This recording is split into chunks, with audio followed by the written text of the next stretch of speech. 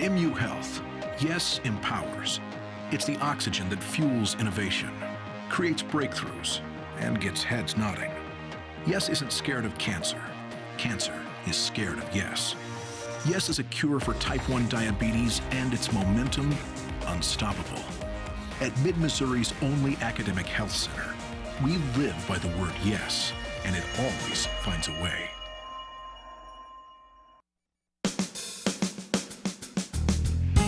Good morning and welcome to Radio Friends on Monday, October the 31st. This is Halloween. Kind of scary, right? Larry Brown is with us, singer, songwriter, storyteller. Today... Kind of scary, isn't it? Yeah, it is. Today you've got a story for us, right? And I was going to brag that this was a world premiere story, but actually you told it one other time. Oh, it kind of had a warm-up. Yeah. Yeah. All right. Pre-premiere. So what is this? What is it? Yeah, the name of the story. I can't tell you the name of the story until the story's over. Oh, all right. Well, then we'll tell you that it is a scary Halloween story by Larry Brown.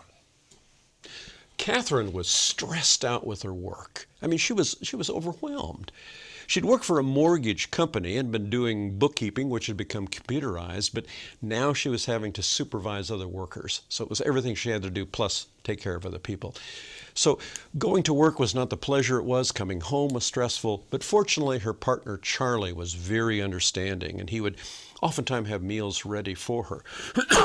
He worked for a home security agency, and so sometimes he was in sales, and sometimes he was in maintenance, and sometimes he was in installation. So they could work out the schedule, and when she would come home, he would listen to her. She had chosen a number of years ago to drive to work because she enjoyed driving down Massachusetts Avenue. Now, she could have taken public transit, but that meant a change of buses and it meant a longer time. But she enjoyed that drive down Massachusetts Avenue that headed right toward the center of the city where her office building was.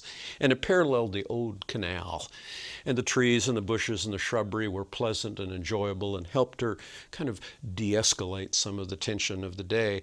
And in the last few years, the city had been changing that old canal over to a parkway. So now there was a trail and hikers and bikers.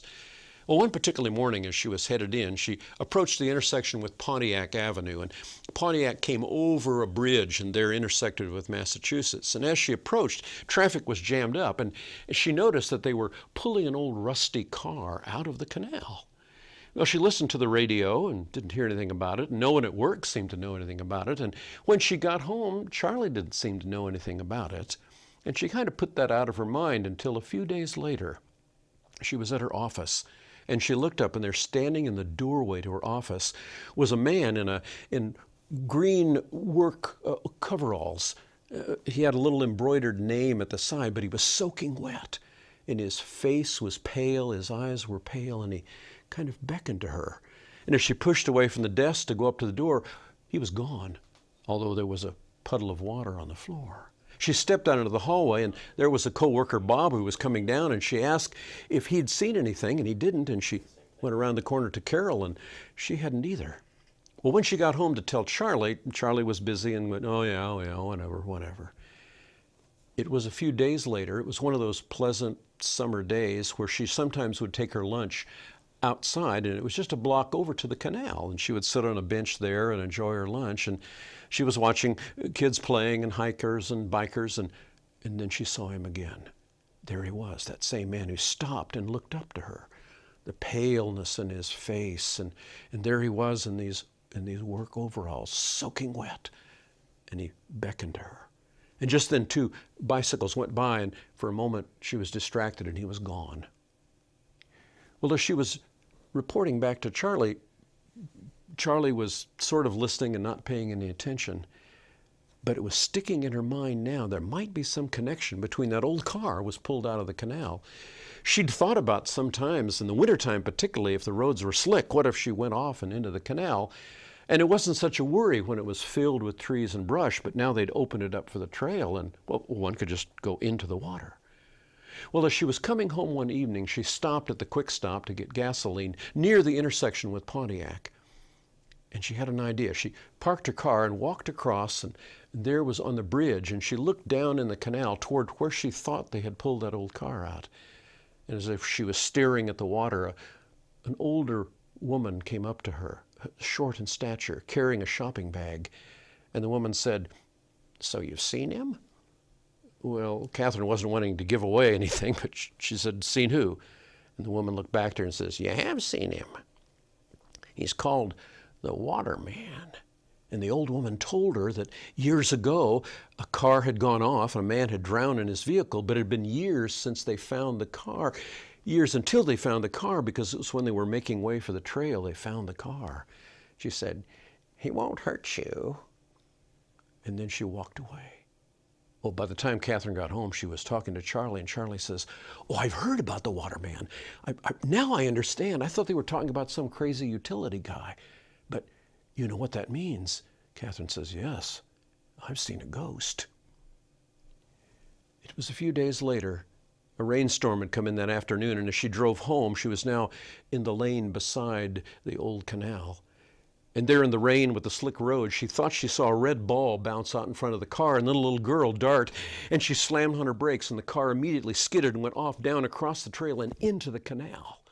Some of the windows were broken out and the water was rushing in, and she was trying to remember what to do to get the seatbelt undone, and the water was coming in, and there she saw him just outside the car window, standing there in the water, looking at her with those same vacant eyes and pale skin, beckoning. And the next thing she knew, it was as if she was being carried by him. But she looked up into his face, and it was all light, and she couldn't see anything. And then it was as if he had laid her down on a bed of grass, but when she looked up into his eyes, it was all bright, and she couldn't see. It was about a year later that Fred Schmidt had pulled into the quick stop, and as he was filling up gas, he looked over the top of his car, and there standing at the station was a young woman dripping wet, with vacant eyes, beckoning. When he finished with the gas, he went over and she was gone, but there was a puddle of water there. He went into the store and no one seemed to know anything about it, but as he was exiting, a little woman came up to him and carrying a shopping bag and looked up and said, "So you seen her?" And Fred said, "Seen who?" "They call her the Water Woman." "Water Woman." Fred went back into his car and drove home along Massachusetts Avenue. The Water Woman. Very good, Larry. Very good. So the Waterman and the Water Woman. Did you write that story? Oh, yes. Yeah. That's an original for Yeah, this year. I appreciate that. So this was the second time that somebody heard it then? Yeah. All right. If Larry Brown, we're out of time on this Halloween, but if you would like to hear more of Larry and his stories, they're available on CDs and DVDs. How did they get in touch? Person. Or in person. How do they get in touch with you? brownstory@hotmail.com. Okay, got it. brownstory@hotmail.com. Happy Halloween, Larry. Same to you. And watch out for the water lady. All right. Tomorrow, Jefferson City Art League and Capital City Productions. If there's something you would like to hear or see, I would love to hear from you. Drop me an email. That's pepperp@missouri.edu. Bye-bye.